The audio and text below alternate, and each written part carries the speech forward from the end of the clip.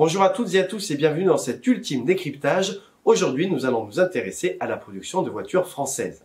Alors aujourd'hui, vous connaissez à peu près tous les marques françaises, Citroën, Peugeot, Renault, DS ou encore Alpine.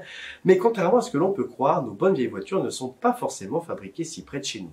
Par exemple, la Renault Clio, qui est la voiture la plus vendue en France chaque année, est produite actuellement en Turquie depuis la dernière génération arrivée en 2019.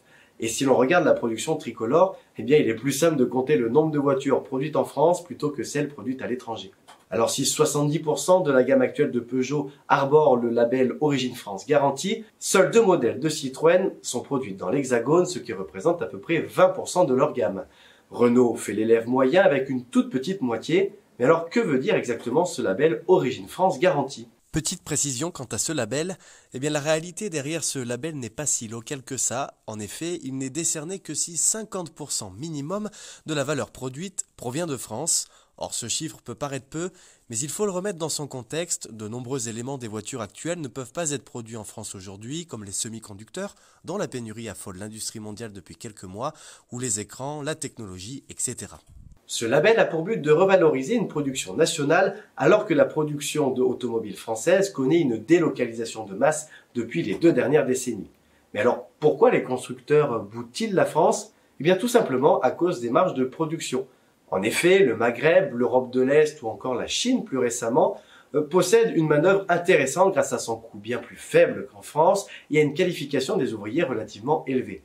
Car les modèles les plus courants des constructeurs, type citadine ou type compact, sont ceux qui ont les marges les moins élevées et qui requièrent donc de s'attarder sur la moindre économie. Alors aujourd'hui, les constructeurs restent assez timides sur le fait de produire une grande majorité de leur gamme en France, prétextant entre autres leur seule image de marque suffisante. Mais il existe des constructeurs étrangers qui misent sur une production tricolore. L'exemple le plus criant est Toyota, dont la citadine Yaris est labellisée Made in France depuis une vingtaine d'années. D'ailleurs, le constructeur japonais a labellisé une quinzaine de modèles ces dernières années, à tel point que la Toyota Yaris est aujourd'hui la voiture la plus produite en France, devant les stars Peugeot 208, Citroën C3 ou encore Renault Clio. Bien évidemment, il reste des usines en France. Il existe un tout petit peu moins d'une trentaine d'usines de production sur le sol français.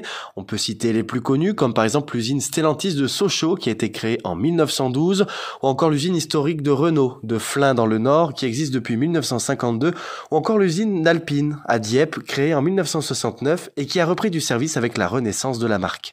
Donc les constructeurs français profitent toujours, et ce pour encore un petit moment, de main-d'œuvre étrangère, avec notamment la Chine, où la France investit depuis une dizaine d'années.